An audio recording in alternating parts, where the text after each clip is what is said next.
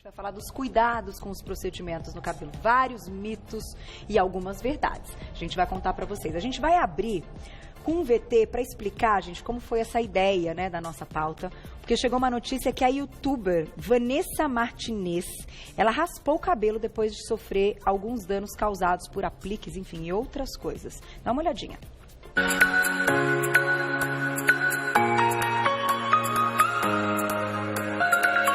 Recentemente, a blogueira americana Vanessa Martinez teve os cabelos danificados pelo uso do Mega Hair e só encontrou uma alternativa para sanar o dano: raspar a cabeça. Em um vídeo publicado em seu canal, ela compartilhou com seus seguidores que o uso de aplique por vários anos a deixou com diversas falhas e por isso tomou essa decisão.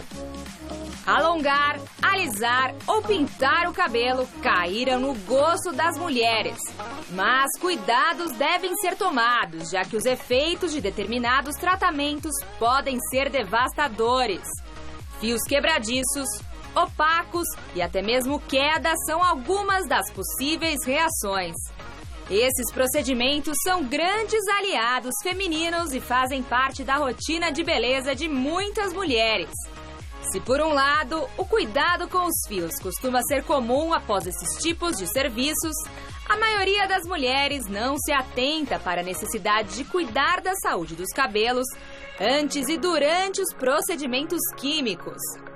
Por isso, é muito importante pesquisar sobre os produtos que serão utilizados e contar com um profissional que conheça bem as características dos cabelos e os cuidados necessários para cada tipo de fio. Não é brincadeira, não. Apresentando mais uma vez nosso convidado, o tricologista Dr. Eric Omar. Bem-vindo. Obrigado, Carol. E até para a gente introduzir o assunto, você estava comentando comigo durante o intervalo que a maior queixa hoje no consultório dermatológico, então, e inclusive para o tricologista, que é especializado em cabelos, né? É a queda de cabelo feminina. É a queda de cabelo. É a queda de cabelo. Pro tricologista, o importante, acredite se quiser, não é a queda. Para o paciente é a queda. É a queda. Porque ele consegue enxergar na pia, no travesseiro, no pente. Para a gente é se esse cabelo está sendo reposto adequadamente ou não. Entendi. Então eu tenho pacientes que trazem um envelope segunda, terça e quarta dos cabelos que caíram naturalmente. Aí você vê lá 100 fios por dia, 200. A gente examina e são 200 fios que nascem por dia com a qualidade igual. Ótimo. Tá. E paciente com quase nada de cabelo, tanto homem quanto mulher, e que fala, nunca caiu um fio, doutor, e eu tô assim. O que acontece? Esses pacientes caem poucos cabelos, mas não voltam. Então, pro tricologista, é sim importante essa queixa. Estão caindo meus cabelos, mas mais importante, ele está voltando adequadamente ou não? Ou não. Entendi.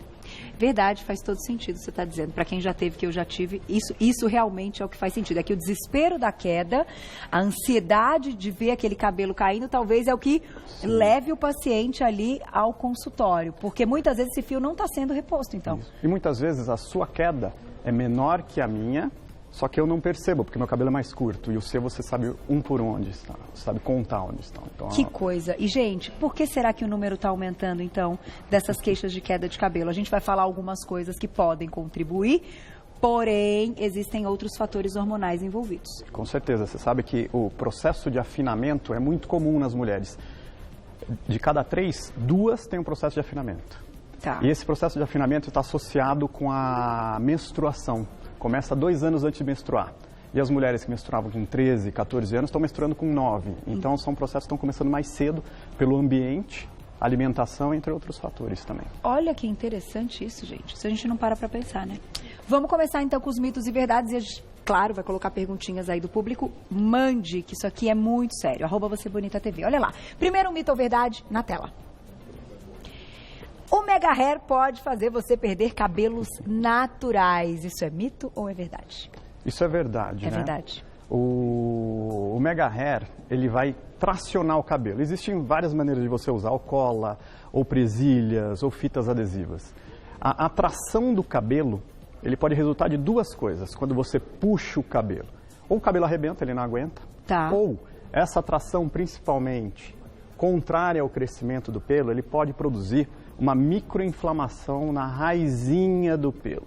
Essa inflamação prolongada pode destruir o cabelo permanentemente. Puxa vida. Eu brinco, até brinquei com o doutor, falei, eu tô com a minha peruquinha aqui, mas só uso durante o programa, gente. São só essas 2 horinhas. Isso também conta, assim, se a pessoa usa só para ir para uma festa, ou se usa, né, para ir para um jantar, enfim. Isso melhora. A curta utilização é menos pior do que quem fica prolongadamente. Mas você pode ter mais dor de cabeça, eventualmente você usa 2 horas todo dia, então devagarzinho vai machucando seu couro cabeludo. Porque a gente coloca justamente sempre no mesmo lugar, na mesma região da cabeça, né? Sim, e o interessante é que muitas vezes o uso do Mega Hair é para tentar disfarçar uma perda de volume. Então, quando a gente tira o Mega Hair, a perda de volume ainda insiste, ainda se mantém. Uhum. Então, o que é importante? Você descobrir o porquê você está perdendo esse volume. Senão você não consegue, isso vai continuar piorando e vai te motivando a manter o uso disso, entre outras coisas. E aí o problema pode piorar, porque é verdade, então. Ele Com puxa, certeza. faz a tração e cai. Sim, com certeza. Tá aí. Próximo mito ou verdade, na tela. Para quem já tem a calvície, o Mega Hair pode ser uma solução.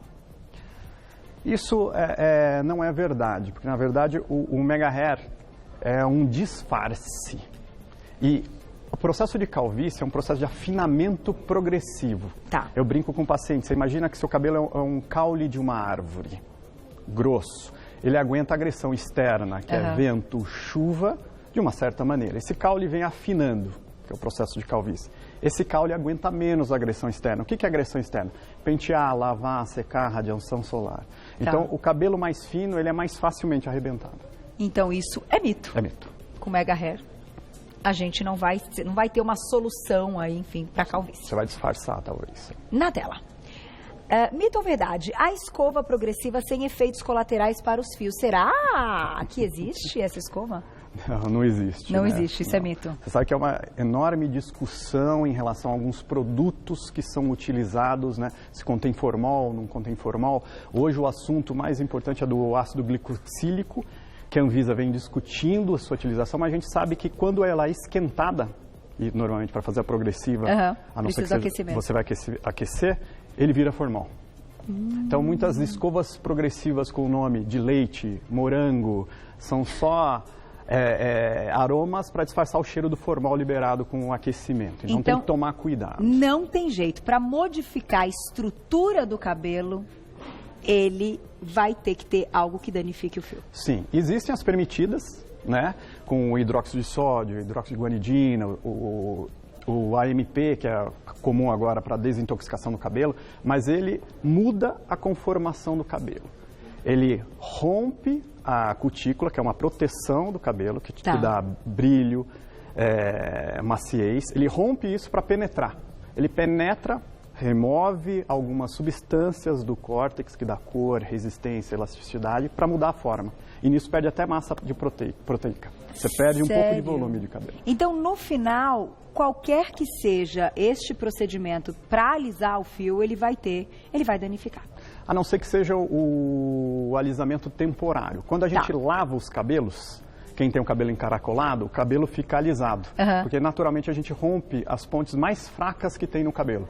Ele fica mais liso, ele vai secando, ele vai voltando à forma natural. Então quando você usa a chapinha, por exemplo, você faz mais ou menos isso. Você alisa, resseca muito rápido, ele fica naquele formato até a próxima lavagem.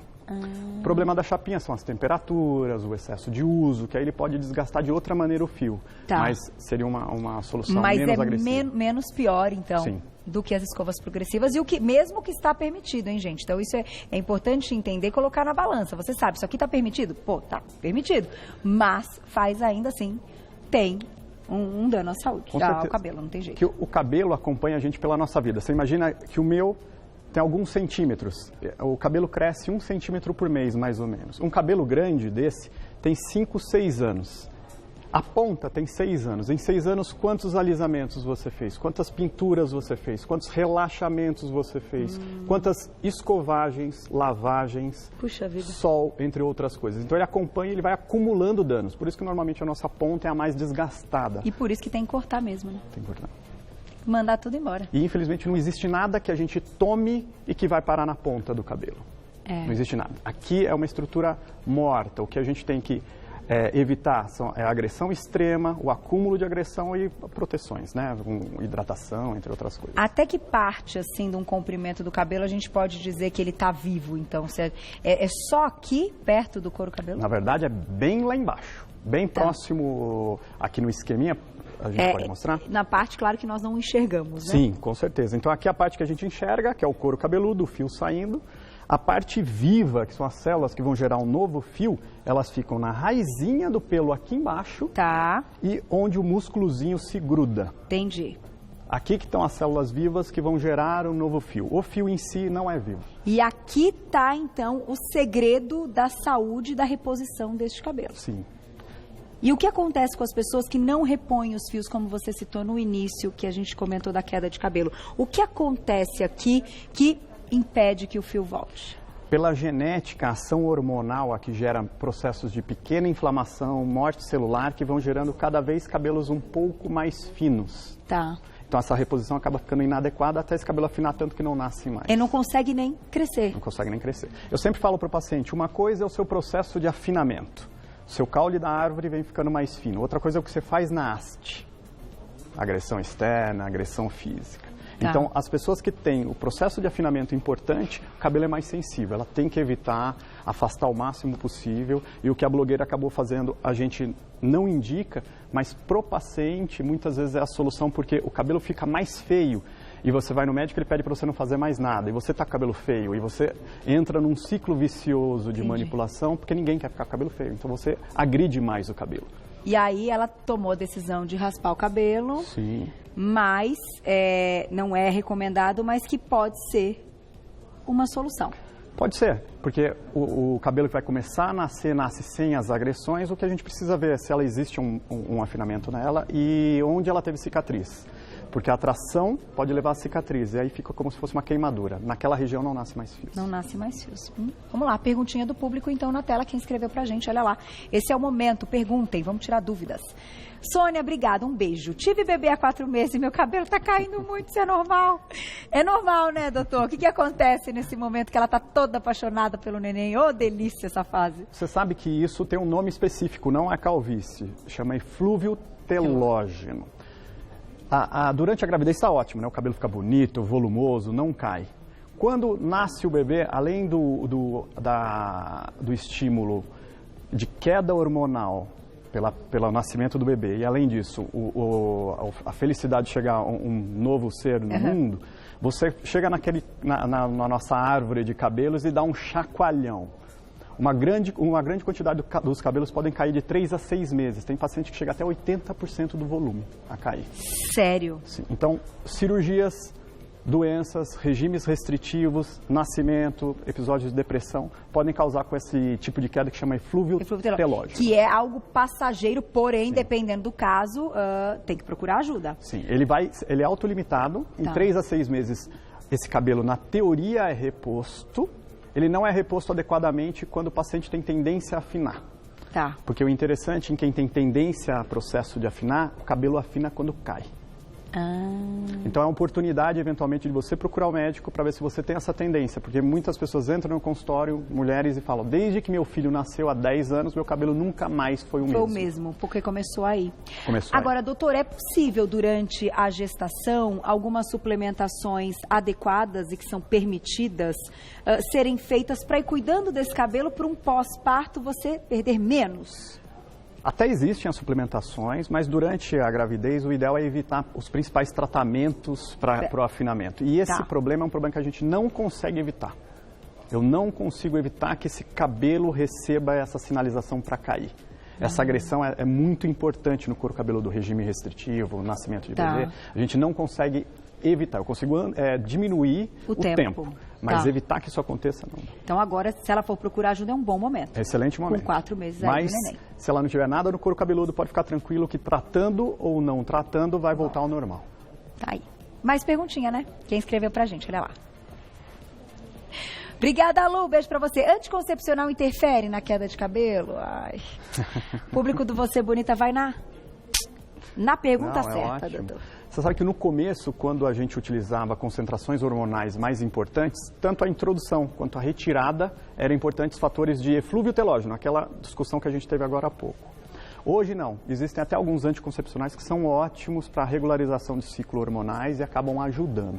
Existem alguns que têm componente que é uma progesterona, apesar de ser hormônio feminino, com ação de hormônio masculino. São alguns específicos. Esses podem antecipar uma calvície feminina. Então tem que tomar cuidado, sempre estar com orientação. E eu imagino que ela tenha feito essa pergunta porque a gente está numa discussão agora muito ampla e a gente traz muitos profissionais e a gente gosta de ouvir todos e colocar sempre na balança, né? Aqui o nosso serviço é passar informação. Em casa você vai conversar com o seu médico e ver o que é melhor para você. E há uma discussão hoje por uma série de outros motivos que o anticoncepcional, ele só deve ser usado se realmente for, né, for uma orientação de assim, no seu caso, não tem outro jeito mesmo, pensando em todo o resto e tal. Inclusive, para ovários policísticos, a gente já colocou uma discussão aqui que mudando a alimentação, para muita gente é possível controlar essa queda, esse ovário policístico, sem o anticoncepcional. Então, eu imagino que as meninas tenham perguntado com relação a isso, do tipo, quero parar de tomar anticoncepcional, o que eu faço? Eu sei que eu vou ter queda de cabelo. E isso está acontecendo muito porque os médicos em algum momento tentam essa retirada ou mesmo para gravidez, não é? Quando a pessoa planeja uma gravidez e de repente ela bate aí com essa queda de cabelo.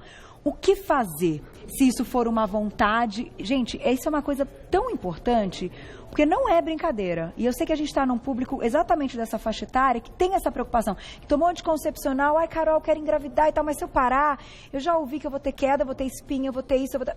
E aí? A grande maioria dos anticoncepcionais hoje não tem queda, pode ficar tranquila. Agora, em relação ao ovário policístico... E a retirada dele? Pode tirar. A grande maioria não tem problema. Não vai ter problema. Existem alguns que têm esse eflúvio telógeno porque ela usou por anos e essa retirada é uma agressão para o organismo. Entendi. Mas é autolimitada, ele volta ao normal. E de qualquer jeito, gente, faz tudo casadinho.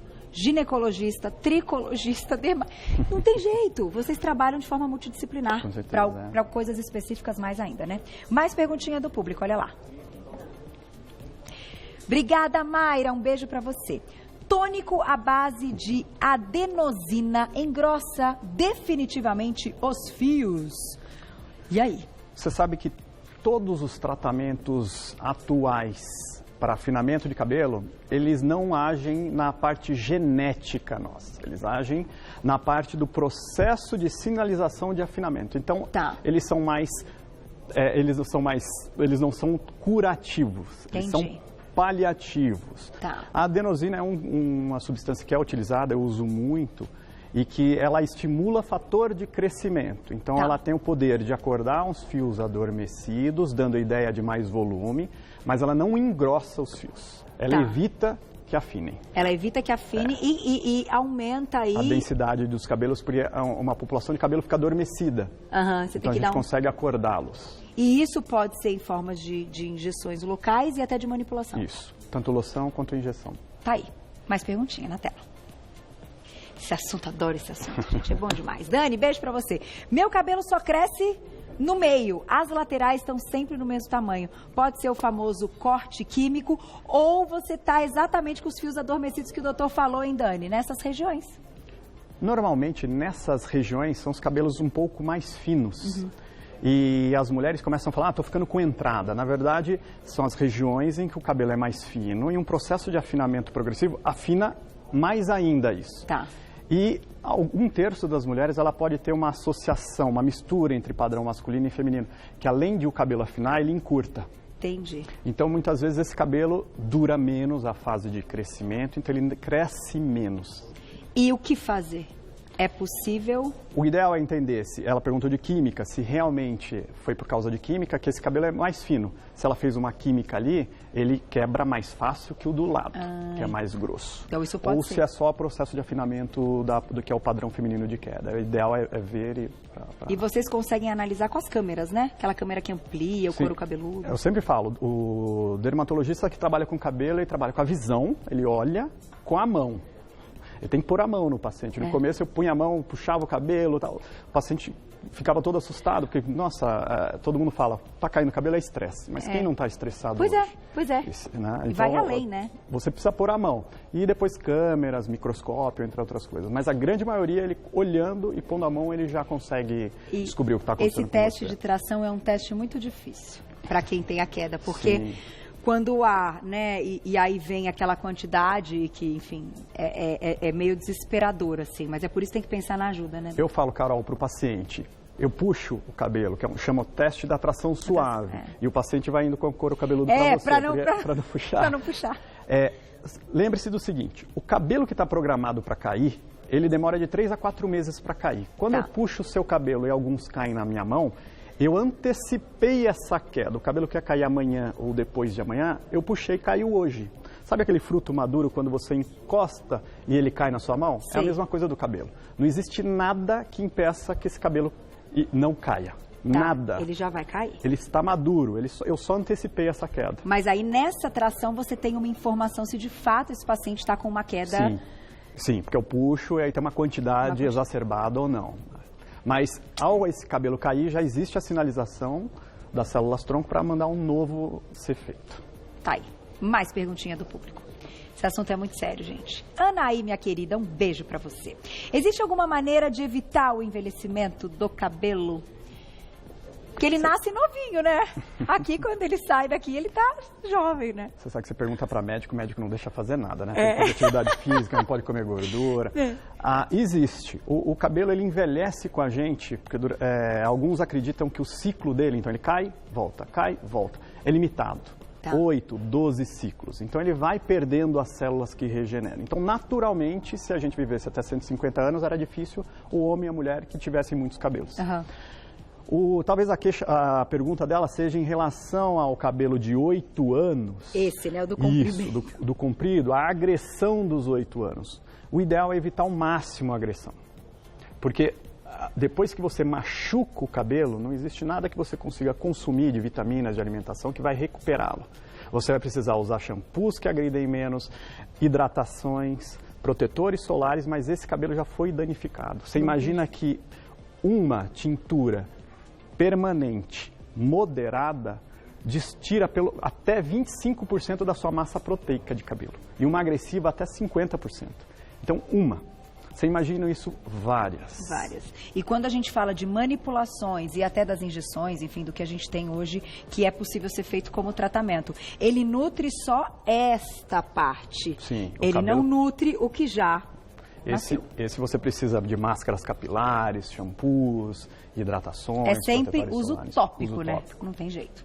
Tem mais uma, Glaucia, a última? Na tela. Muito bom. Obrigada, Vera, um beijo. A tricologia trata psoríase? A gente tem... A psoríase é uma doença inflamatória de pele muito comum. E a manifestação no couro cabeludo é super comum também. Tem paciente que só tem a plaquinha no cabelo. Então ele fala, eu tenho uma caspa que é sempre aqui. A diferença para a gente entre a famosa caspa, que é a dermatite seborreica, e a psoríase, é uma placa bem delimitada. Eu sei onde começa e onde termina. Então o paciente fala, eu tenho caspa sempre aqui. E a gente trata assim. Sim, trata. Tá aí. Doutor, vou te agradecer muito, bela aula, e eu acho que assim a gente... estando bem informado, a gente toma decisões melhores. Não é verdade? Isso é o mais importante, né? Obrigado. Está convidadíssimo a voltar. Quem quiser saber mais, eu vou deixar um site para vocês, que é o askincenter.com.br. aeskincenter.com.br, para quem quiser acessar e saber mais do trabalho do Dr. Eric Omar, tricologista. Te espero. Obrigada, viu? Obrigado, parabéns. Sempre uma aula.